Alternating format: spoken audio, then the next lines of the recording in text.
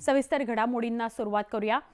मराठा आरक्षणासाठीच्या पुढच्या आंदोलनाची दिशा 23 डिसेंबरला ठरणार आहे। सरकारने शब्द पाळावा असं आवाहन मनोज जरांगे पाटलांनी अंतरवाली सराटीत केलं।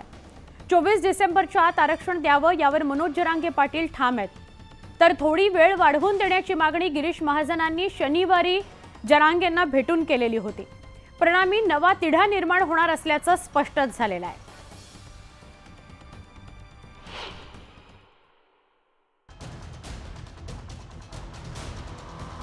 अंतरवाली सराटीतल्या बैठकीसाठी मराठा समाज बांधव मोठ्या संख्येने दाखल झाले होते। त्यामुळे एखाद्या जाहीर सभेचं स्वरूप या ठिकाणाला प्राप्त झालं। सकाळपासूनच मराठा समाज बांधवांसोबत मनोज जरांगे पाटील यांची चर्चा सुरू। आरक्षणाच्या अनुषंगाने विविध विषय आणि आंदोलनाचं स्वरूप यावर विचार मंथन करण्यात आलं। त्यानंतर दुपारी 3 वाजता मनोज जरांगे पाटलांनी पुन्हा एकदा माध्यमांसोबत संवाद साधला। 23 डिसेंबरच्या पर्यंत जर मराठ्यांना आरक्षण नाही दिलं तर पुढच्या आंदोलनाची दिशा काय हे ठरणार होतं। 23ला 17च्या ऐवजी 24च्या आतच करायला असं म्हणलं नाही आम्ही की 24 डिसेंबरच्या नंतर घोषणा करणार आहे।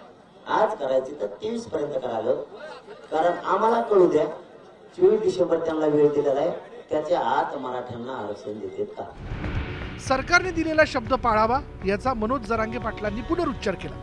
मराठा समाजाला विचारून आंदोलनाची आगामी दिशा ठरवणार असल्याचं जरांगे पाटलांनी यावेळी स्पष्ट केलं। सरकारला 1 तासाचाही वेळ वाढून देणार नाही यावर ठाम असल्याचंही जरांगे पाटलांनी सांगितलं। 24 डिसेंबर पर्यंत ते 100% मराठ्यांना आरक्षण देतील याच्यात आत्ताही मराठ्यांना शंका नाही। परंतु आम्ही का सावध राहू नये म्हणून ही बैठक शनिवारी गिरीश महाजन आणि संदीपान भुमरे पाटील यांनी मनोज जरांगे पाटलांची भेट घेतली होती। सरकारला मराठा समाजाला टिकणारं आरक्षण द्यायचंय, त्यामुळे जरांगेंनी 24 तारखेच्या अल्टिमेटम बाबत पुन्हा विचार करावा आणि सरकारला वेळ वाढवून द्यावा अशी विनंती महाजन यांनी केली होती। मात्र जरांगे पाटलांनी 1 तासही वाढवून देणार नसल्याची भूमिका घेतली आहे। परिणामी राज्य सरकारची डोकेदुखी वाढली आहे। आम्ही ज्या गतीने काम करतो आहे आणि आता सुप्रीम कोर्टामध्ये हा विषय रोज चालू आहे, त्याच्यावर निर्णय लवकर होणार आहे।